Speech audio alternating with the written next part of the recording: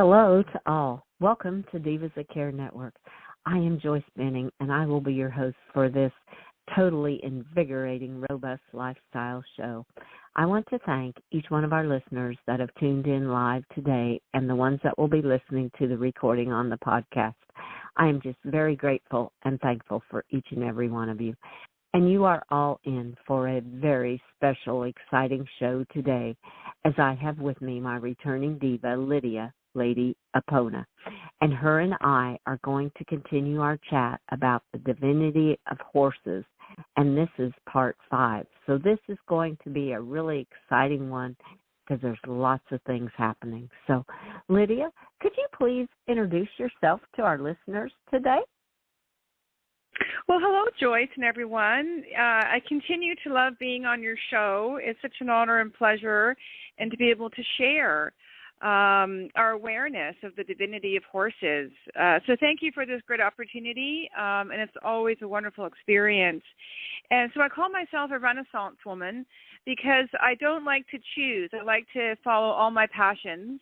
And I'm a high-performance wellness coach and founder of AponaHealing.com, and that's my umbrella website where I bring together my 30 years of expertise and passion and wisdom in the areas that I have been sharing holistic healing services for those 30 years into 4 pathways for every stage of personal development to help you live a centered, connected, and conscious life. And I became involved in holistic health and healing as a result of my own journey, healing my chronic illnesses that I had from birth. And it was through my connection with spirit guides and nature and animals and horses that I was able to heal on a very deep level. And they guided me to my path of the last 30 years of helping humans and horses heal. And they've also guided me to write a chapter called The Divinity of Horses in Katie Carey's Soulful Valley Publishing book, a multi-author book called Evolving on Purpose, Co-Creating with the Divine. And we're excited that it's launching on Amazon on August 30th. So we invite everyone listening to join our launch event. The link is in my social media posts on Facebook and Instagram. And we also have free prizes for people who join us and purchase the book at 9 a.m. your time zone on August 30th. Oh, wow. Oh, how exciting. And if you could please give detail on how they can join and where they go so they can join. I know you said on your website and everything, but maybe just go into detail on where they can go and join this launch. Oh, that's so exciting, Lidia. Well, yes, we are excited. And for me personally, it's exciting because we're here to help humanity remember that horses are high spiritual beings. And by writing the chapter, The Divinity of Horses, I'm helping to spread that message for all of us and for all of us to cultivate that beautiful heart and soul connection with our horses for people who already have experience with horses and for people who are new to that awareness of horses, because there's no insignificant action, as I always say. So that was part of my guidance in writing that chapter. But in terms of the link, I don't have it posted on my website, but the link to join the book launch event on August 30th is in the social media posts on Facebook. So if you go to my Facebook page, Apona Healing or Apona Healing Ranch, or my personal Facebook page, Lidia Kuleshnyk, which is maybe a bit hard to remember, or Lady Apona. It's Kuleshnyk.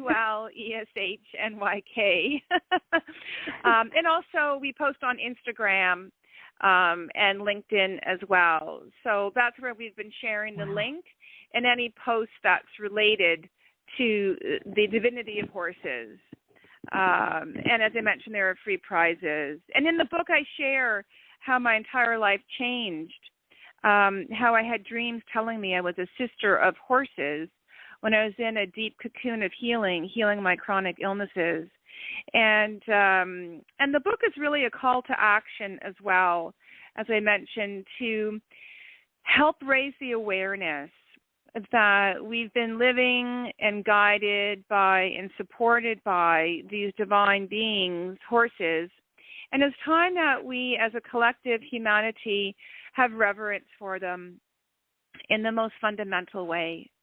And it's a call to action to also make people aware of the hardship and the really sometimes severe sacrifices that horses make when they're on the planet to help humans, to help raise the vibration of the planet, and that we really want to end horse slaughter. It's what I call medieval mindset. We're not living in 1250 anymore. And in my opinion, in this day and age, nobody anywhere in the world needs to eat horse meat. And the extreme suffering that horses go through and the betrayal when they enter the slaughter pipeline. So it's a beautiful chapter. It's very inspiring, and it will help you remember your heart and soul connection with horses, and it will help those who are new to that become awakened to that. And the chapter also discusses very briefly how we can tune into the SOS messages of help that horses are sending to us at this time. Oh wow, what an incredible chapter in the book. I love how horses are high spiritual beings, which they truly are, and to have a heart and soul connection with them, because it is the most magical, beautiful connection you can have, is when you have that kind of connection with them. That is just beautiful. Well, as we are talking about the divinity of horses and the chapter in the book, is there an opening quote you might like to share with our listeners today to just kind of entice them to what is in the chapter in the book? Oh, yes. Thank you for offering that. So I start the chapter in the book with my quote that I wrote many, many years ago that was guided by my own horse spirit guides. When two great beings, humans and horses, unite in love, the soul of the universe is healed. And so when I wrote that, it was an illustration of the deep power of healing that comes together when humans and horses unite in love in every way. And love, as we know, is the highest vibration frequency. It's what I call the essence of the fabric of the universe. Because from love, all is created. It's the unification of all forces in the universe. And so when humans and horses are given the opportunity to unite in love, the deepest healing can take place, the deepest transformation back into our birthright of every sovereign being on the planet to live their true natural existence of health, happiness, and peace. And so the soul of the universe is the essence of the unification of our one energy frequency, our oneness, our one soul. And so we're at a time of this paradigm shift on the planet where we are returning back to remembering our individual wholeness. Healing is all a return to our wholeness. I always say we're already whole, and our journey is just to remember that and to unite with that. But then also the oneness, the beautiful oneness of all of life, of nature, of horses, of humans, of animals, and to celebrate that now. And in that celebration, there is phenomenal abundance and joy for all. Oh, how beautiful. Oh, how true that is. And I love it. All revolves around love. And to me, when you feel that, it's living from the heart. And it's just beautiful. And to live that health, happiness, and love, and remember the oneness that we have and return back to that. Oh, that was incredible. I love that. And I absolutely love that quote. That is a beautiful way to open the chapter in your book. It is just, it's very touching, and it's so very true on how two great beings, horse and humans, unite in love. The soul of the universe is healed. And if we could just live by that quote and to heal the universe, there's so much power in that quote, Lydia. That is just beautiful. Well, I'm glad that you were able to find the deep meaning in it that I have been able to find in that. And would you like me to read a paragraph from the chapter that helps us with our connection of empowerment with horses? Oh, that would be absolutely amazing. I would love to hear a paragraph, and I know our listeners would too. Please share a paragraph from the chapter. Sure. So this is early on in the chapter when I'm talking about my first spiritual connection with the horses.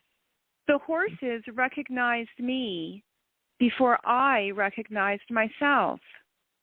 This is the power of co-creating with the divine. You access the certainty of who you are and why you must do what you were guided to do. In this certainty is a feeling of connection, a security deep within. This connection grounds you in your knowing that no matter what happens, you are strong in your power. You begin to feel relief from the stressors of the world. You feel the flow, freedom, and security of your essence, of being centered, connected, and conscious. Oh, Lydia, that was absolutely amazing.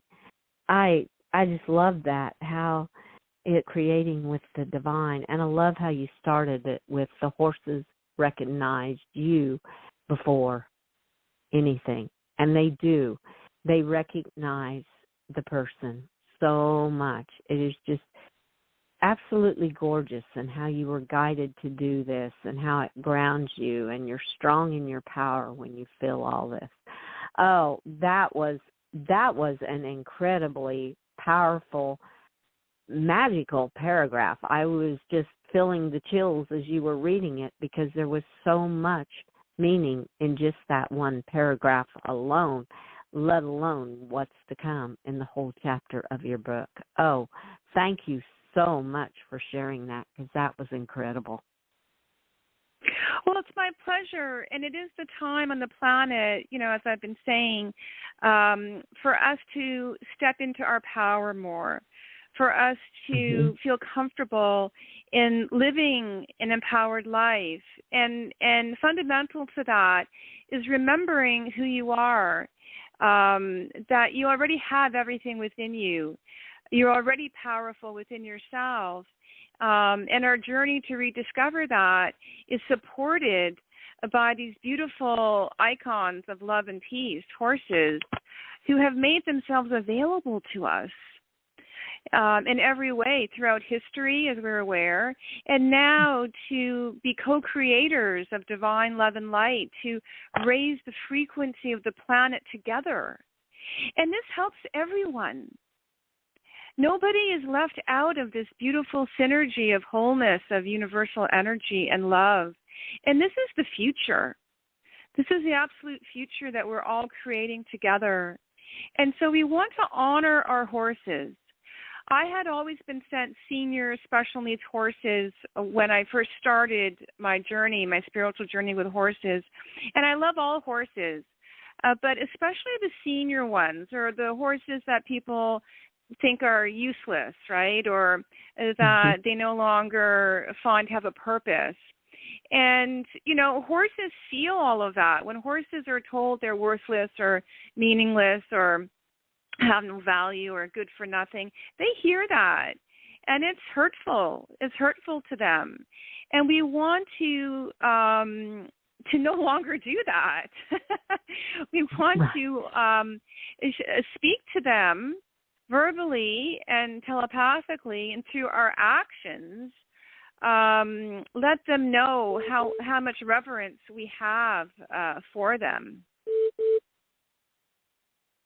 Oh, yes, definitely. Well, I love that, to honor our horses. And the horses feel those words just like the humans do. I mean, I always feel when you say something negative like that, take it back to yourself. How do you feel if you hear those negative words coming? And no, that's not the way to treat the horses, any of the animals, or the humans, because it just creates a negative situation, and that's not what we need in this world.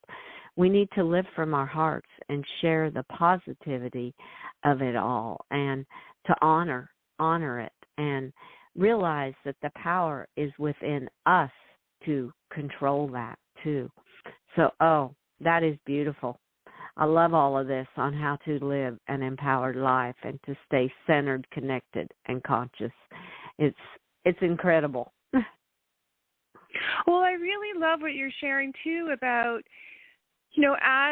as humanity is shifting and evolving, we're more aware of our language and more aware of expressions, even how we talk about ourselves, like you were saying.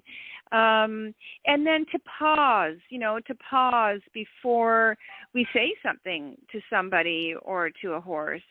Now, we can't control everybody's response. Sometimes we say things with good intention, and we can't control everything that somebody may interpret. But in terms of horses, we are shifting in how we present ourselves to our horses, and in how we support our horses.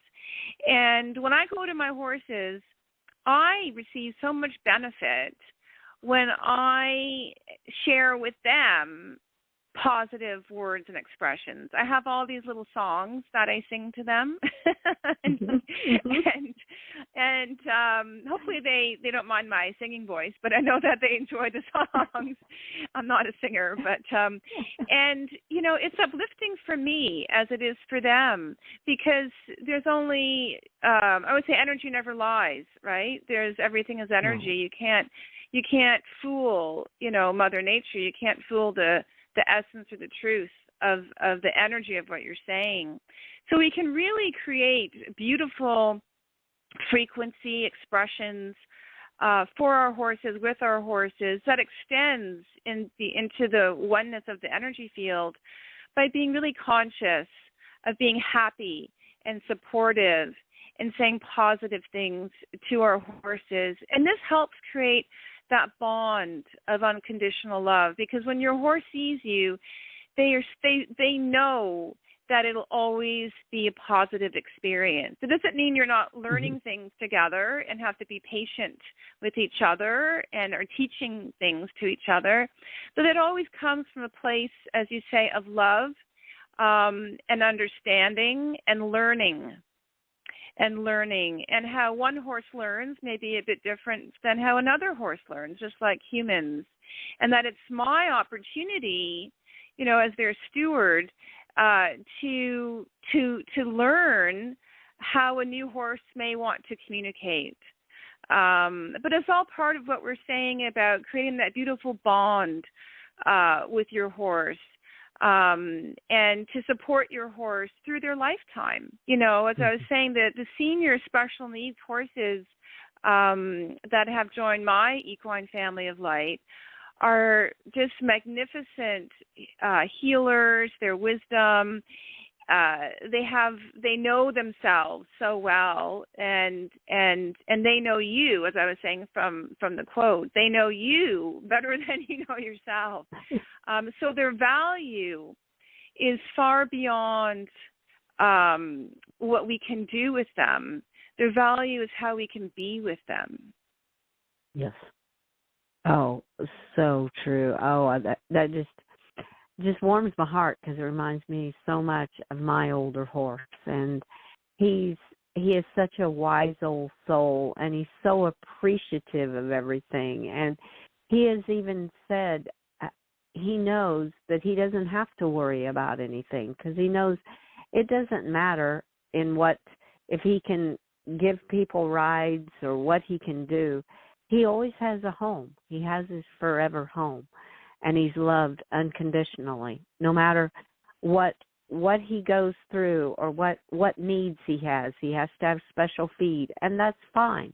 He has given so much in his life that he deserves everything that he gets, and they all do. I mean, he is just one example that comes to my mind because as we talk about the older horses, but their wiseness is just, and their kindness, and he loves kids. He's told me that many times, and you can see it when my little granddaughter was just out last week, and he gives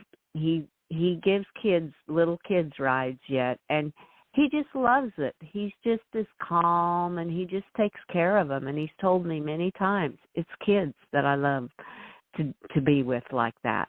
So their kindness and their love that they give, it's incredible from all the horses. And when you have an older one that has some special needs and the appreciation that they show when you give it to them, it's amazing. It is a magical experience is how I will put it. Well, I love how you create magic and magical worlds and experiences, Joyce. And what you just described is so beautiful. And in the big picture, you really don't need a lot to create a forever home for a senior special needs horse. And, we don't have to do fancy riding lessons, especially if they're not able. And they want love, and of course they want the basic necessities of life, and if they need MASH or something like that. But sometimes people think that they're not good enough, for their horse anymore because they can't provide fancy things for them. But, that's not what the horse is looking for. I remember years and years ago, a senior horseman said to me, your horses don't care if you have beautiful fences or fancy barns. They want to be with you.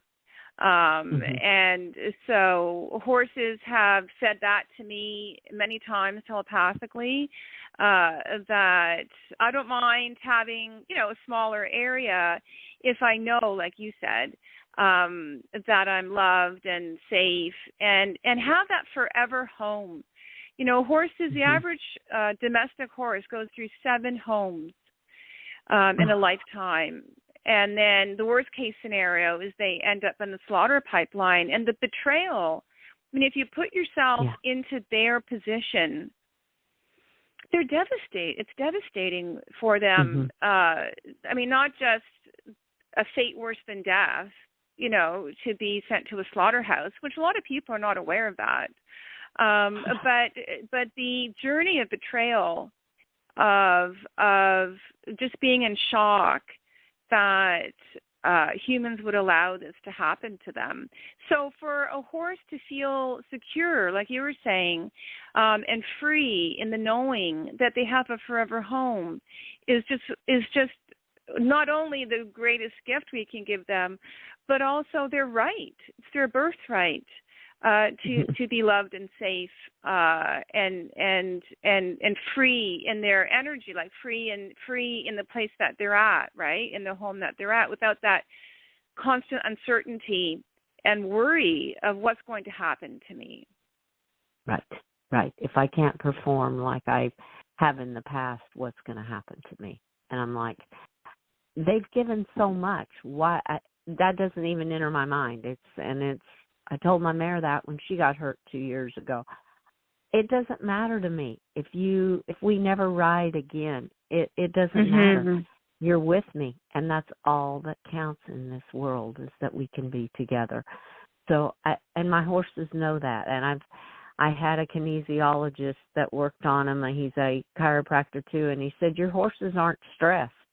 And I'm like, that's good. It's good to hear other people say it, because I don't want them to feel stressed. I don't want them to worry about anything. They know they're in their forever home, and I'm here to take care of them, because they have taken care of me. And my one older horse has even said in a reading that he has me in his care. That is one of his purposes in his life. And I'm like, oh, my goodness. So I love that. And that's for us to remember that they're caring for us and helping us through their love, through their energy, through holding space for us, as much as we're helping them. And it's in a bit of a different way. But they are grounding the light on our properties, or if you're boarding your horse somewhere, they're a pillar of light anywhere that they are. And we don't know what we don't know in life. Like if you turn left at the traffic light, and there's the roadblock from an accident, if you had turned right, you wouldn't have known you missed that, right? So that was there. So you would have missed that, but you don't know what you avoided, right? If you make certain choices. And by horses being with us, we don't know how they're helping us manifest and how they're helping guide us all the time, because they're constantly sending us positive energy and creating that sacred space for us. So again, their value is in their love and in their caring and in their support. And it's okay to enjoy horse recreation and activities that the two of you both, like to do. But when they're not able, or if there's circumstances in life, like maybe financial circumstances where you can't do as much, then there's a beautiful opportunity to be in that stillness and then bond with your horse through real connection with that love in that stillness. Yes.